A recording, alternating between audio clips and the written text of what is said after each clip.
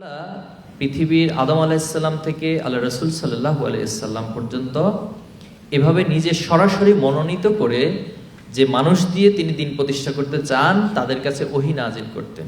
আল্লাহ তাআলা সে ওহীর মাধ্যমে গাইডেড হয়ে তারা সমাজের মানুষদেরকে এই মেসেজটা পৌঁছাতেন যে আনে আবুদুল্লাহ, তোমরা আল্লাহর গোলামীকে মেনে নাও, ওয়াজতানিবুত তাগুত, এবং তাগুতকে অস্বীকার করো।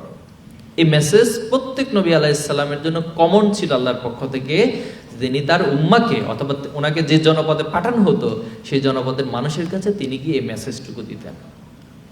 এরপরে তিনি তার কিছু সাহাবায়ে আজমাইন, তার কিছু অনুসারী তৈরি হতো, সেই অনুসারীদেরকে গড়ে তুলতেন এবং সেই গড়ে তোলার মধ্য দিয়ে তিনি আল্লাহর পক্ষ থেকে যে দায়িত্ব আল্লাহর জমির দিন প্রতিষ্ঠা করে, যেটা আল্লাহ রাসূল সাল্লাল্লাহু আলাইহি সাল্লামের ক্ষেত্রে আল্লাহ তাআলা বলেছেন, ওয়াল্লাযী আরসালা রাসূলাহু বিল হুদা ওয়া দীনিল হক লিইয়ুযহিরাহু আলা দ্বীনি কুল্লি, সকল মতাদর্শের উপরে আপনি এই দ্বীনে হককে প্রতিষ্ঠিত করবেন।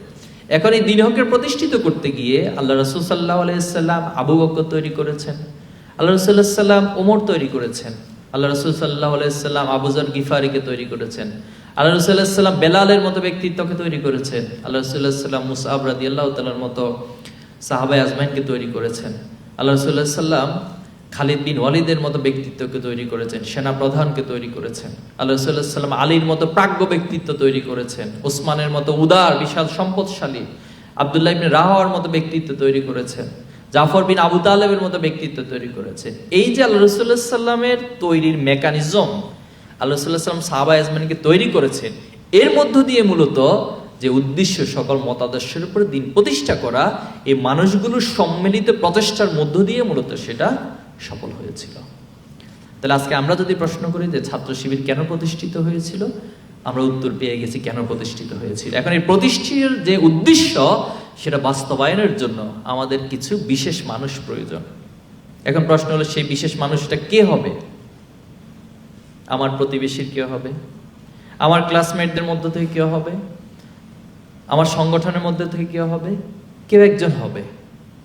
কিন্তু কেউ একজন যদি সিদ্ধান্ত নিয়ে যে আমি হব সেই ব্যক্তি, আমি সেই ব্যক্তি হিসেবে নিজেকে তৈরি করব যার সম্মিলিত অথবা আমার মতো এরকম আরো অনেকের সম্মিলিত প্রচেষ্টার মধ্য দিয়ে আমরা আমাদের উদ্দেশ্য বাস্তবায়ন করব।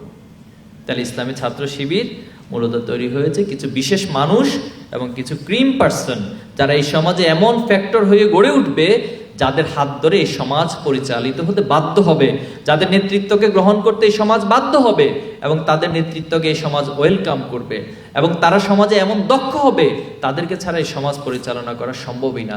এমন একটা সিচুয়েশন ক্রিয়েট করার জন্য মূলত ছাত্র শিবির তৈরি হয়েছে।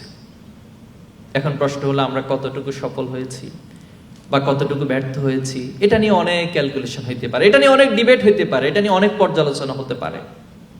কিন্তু এটা সত্য যে আমরা 100% সফল না হতে পারলেও সফলতার কিছু ফ্লেভার এ জাতিকে আমরা উপহার দিতে পেরেছি, সফলতার যে কিছু ছোঁয়া অন্তত এই জাতিকে আমরা সেটা দেখাতে পেরেছি। আলহামদুলিল্লাহ, সেটা 24 বলুন, 24 পরবর্তী বলুন, 24 আগের বলুন, আজকের এই সমাজের মানুষ ছাত্র শিবিরের প্রতি সকল প্রত্যাশা খোঁজে। দুনিয়ার যত সমস্যা আছে, বাংলাদেশে যত সমস্যা আছে, সেটা ছাত্র অঙ্গন হোক, ছাত্র অঙ্গনের বাহিরে হোক, এবং ওয়ার্ল্ড ওয়াইড যা কিছু ঘটছে, ছাত্র শিবিরে মনে হচ্ছে সবকিছু সমাধান দিতে পারবে, এই প্রত্যাশা মানুষের মাঝে তৈরি হয়েছে। আলহামদুলিল্লাহ। এখন এই প্রত্যাশা পূরণের জন্য আমার সামনে যারা বসে আছেন তারা কতটুকু প্রস্তুত? আজকের আয়োজন মূলত সেজন্য। আমরা কি প্রস্তুত সেই প্রত্যাশা পূরণের জন্য? এটা কি শুধুমাত্র ইনশাআল্লাহ অথবা এই মৌখিক ঘোষণার মধ্যে সীমাবদ্ধ থাকবে?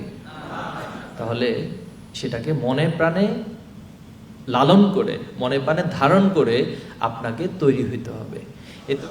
প্রিয় ভাইরা, সেকেন্ড যে বিষয়টা, আমাদেরকে স্বপ্নচারী হইতে হবে, স্বপ্ন দেখতে হবে। হয়তো স্বপ্ন মানুষ আজ বাস্তবায়ন হবে না, কিন্তু কাল হবে, পরশুদিন হবে। আমি বাস্তবায়ন করতে পারবো না, আমার সন্তান করবে, আমার সন্তান পারবে না, তার সন্তান করবে, সে পারবে না, তার সন্তান করবে। এভাবে করে আমি আমার স্বপ্নগুলোকে একটা লেগেসির মধ্য দিয়ে আমার পরবর্তী প্রজন্মের কাছে পাস করব। আর এই স্বপ্ন বাস্তবায়নের জন্য আমাকে এক ধরনের উন্মাদনা লাগবে। খন্দকের যুদ্ধে যখন পরীক্ষা খনন করছিলেন আল্লাহ রাসূলুল্লাহ সাল্লাল্লাহু আলাইহি ওয়াসাল্লাম স্ফুলিঙ্গ হলো। স্ফুলিঙ্গ হওয়ার পরে বলেছেন যে তোমাদের জন্য আগামী দিনে রোম পারস্যের সেই লাল দালানগুলো অপেক্ষা করছে এবং তোমরা সেখানে ইসলামকে ছড়িয়ে দিবে। ইসলামের যে ইকামতে দিনের বাণী, যে দিন হকের বাণী, সেটা তোমরা সেখানে প্রতিষ্ঠা করবে। তো তখন চারপাশে যারা কাফের ছিল তারা এটাকে এক ধরনের ফান হিসেবে নিল।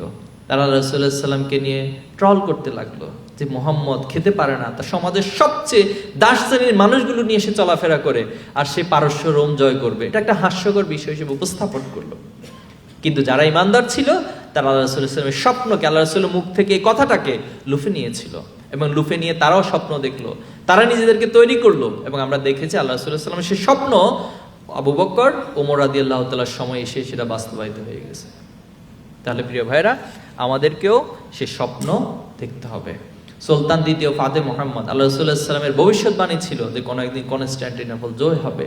সেই স্বপ্নেরকে সূত্র ধরে অসাধ্য একটা কাজকে সম্ভব করেছিলেন সুলতান। তার আগে অনেক সুলতান সেটা ট্রাই করেছেন, পারেন নাই।